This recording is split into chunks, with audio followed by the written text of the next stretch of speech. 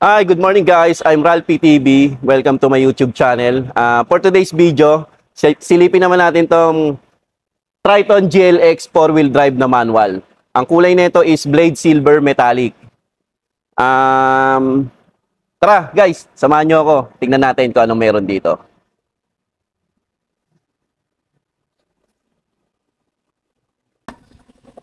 So yun guys, pakita ko sa inyo yung susi ng Triton GLX na 4-wheel drive automatic, manual, 4-wheel drive na manual. So ayan. Pag ilalak natin siya, automatic magpo-fold yung dalawang side mirror. Tapos unlock, same din.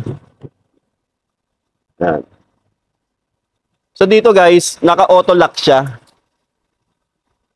Nasa 20 to 25 seconds, mag-automatic lock siya. Pag in-unlock tsaka unlock tsaka lock mo, mag-open yung park light niya. So check natin, tingnan mo mag-automatic lock siya. 20 to 25 seconds.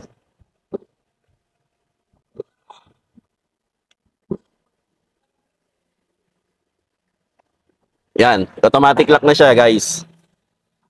So, check naman natin yung ano niya, yung ilaw. Start lang natin saglit. Para ma-check natin. Yan, nakapatay lahat ng ilaw. Kailangan pag in-start mo siya is naka-clutch. Nakatapak ka sa clutch tapos i-start. So, meron siyang daytime running light. Nandito siya sa fog light. Wala siya dito, nasa fog light. Yan guys. Naka-start na siya pero naka-on na yung daytime running light niya. Open natin yung mga ilaw. Yan. Ito yung park light niya. Ito yung headlight niya, halogen. Then, ito yung fog light. Open natin.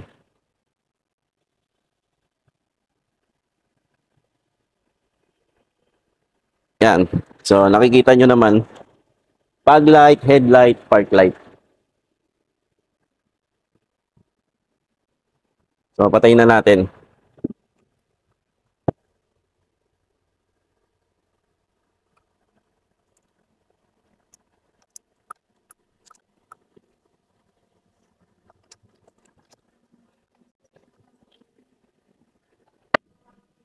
So yun guys, sa makina naman tayo. Tara.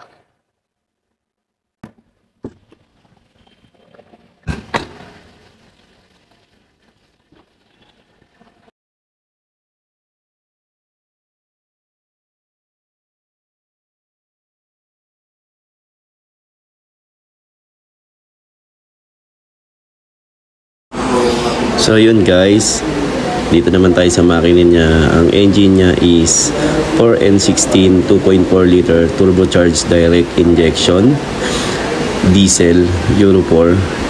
Ang horsepower niya is 183 PS at 3,500 Newton meter.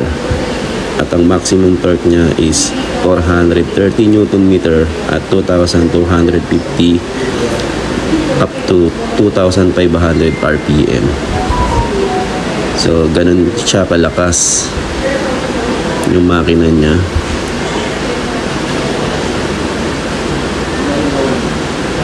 So, yan guys. Ang warranty din nito is 3 years or 100,000 kilometer, whichever comes first. So, punta naman tayo dun sa loob.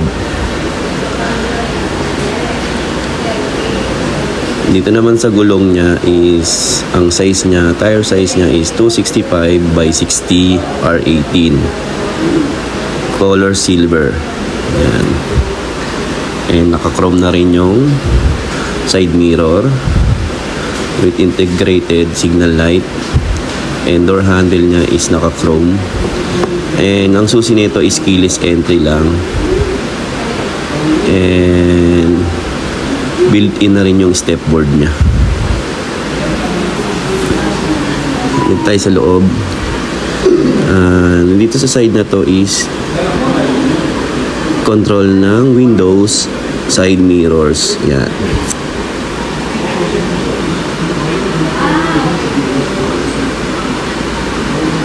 Diyan ang nakalagay. Then, steering wheel niya, dito tayo. Ang steering wheel niya is leather wrap. 3-spoke leather wrap steering wheel. Tapos, naka 7-inch color LCD siya. Ayan guys, makikita nyo. Makikita nyo dyan, sa ano na yan, is nakabukas yung pinto. Then ito, may cruise control. Tilt and telescopic na rin siya. Yan. Steering wheel audio control. Cruise control. Yan. Then naka 8-inch touchscreen display with AM, FM, radio, Bluetooth with hands-free technology, US connectivity, and naka Apple CarPlay na rin siya, and Android Auto. 8-inch yan guys 8-inch yung sukat ng ano niya, screen, and naka single zone na automatic na aircon, single zone automatic.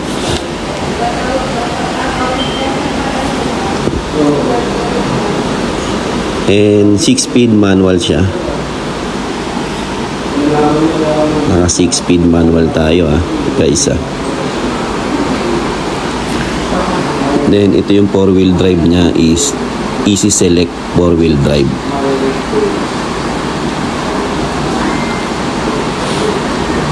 Ayan, dual airbag.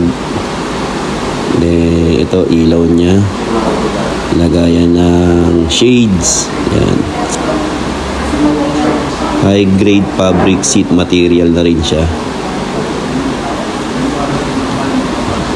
So yan guys, diba? Sa price na 1,561,000, naka 4-wheel drive ka na GLX manual.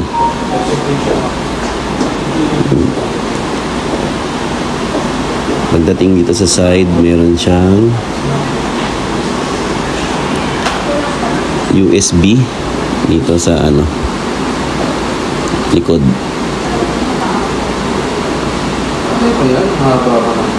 So yan guys, nakikita nyo dalawang USB na saksakan. Siyempre hindi mawawala ang mga seat belts. Yan.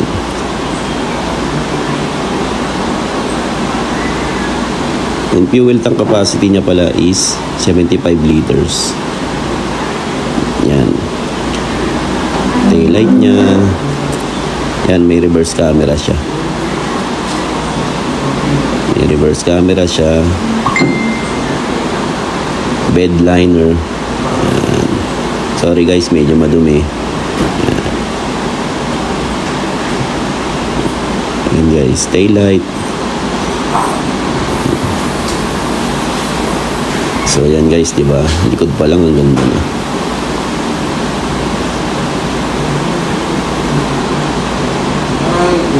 Yan. Glove box. Yan. Mga lagayan, glove box. Yan. So yan guys. Sa mga gusto mag-avail, message nyo lang ako sa number ko. Then subscribe na rin kayo sa YouTube channel ko. Ang kulay nito is Blade Silver Metallic. Yan guys. Triton 2.4 GLX 4-wheel drive manual. Ang unit price nito is 1,561,000. So subscribe na rin kayo guys sa YouTube channel ko. Yan. Yun lang guys. Bye.